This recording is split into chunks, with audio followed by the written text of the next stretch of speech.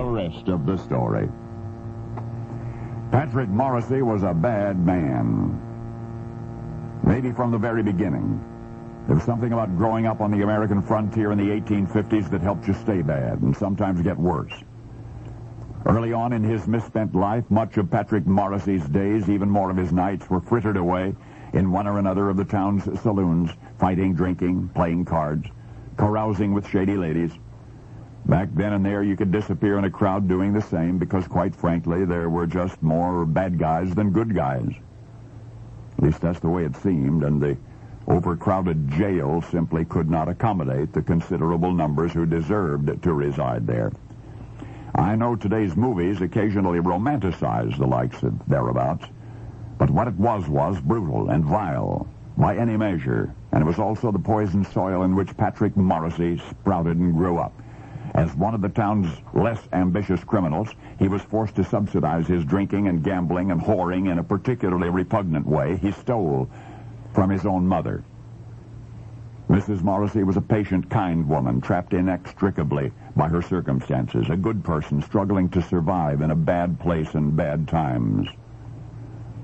Then one bleak night in 1872, her son Patrick pounded on her door, demanded more money, and when she refused to open the door, he broke it down.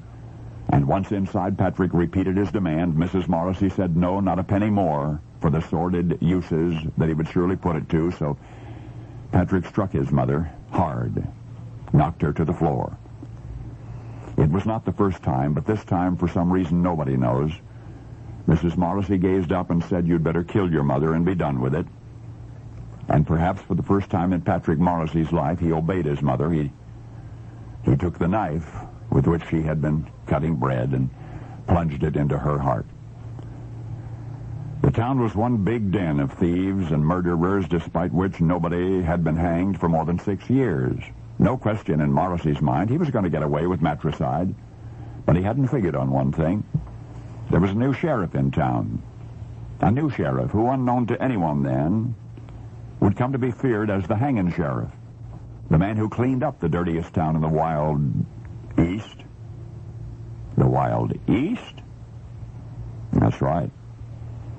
While the American West was fast becoming populated by gentlemen bandits and righteous lawmen from the chivalrous American South, the eastern United States was blotted by a cesspool on the frontier of civilization itself. A dark little hole in Erie County, New York, boasted 673 saloons and even more gambling houses and brothels and sex shows, the so-called sink of iniquity called Buffalo. Buffalo!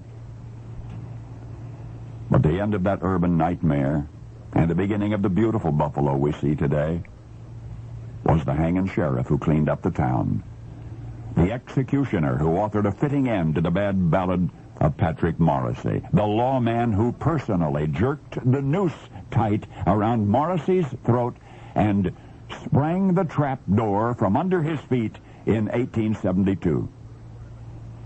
The good guy who showed us how the East was won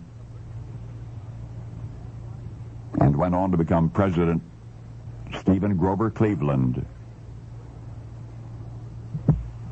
Now you know the rest of the story.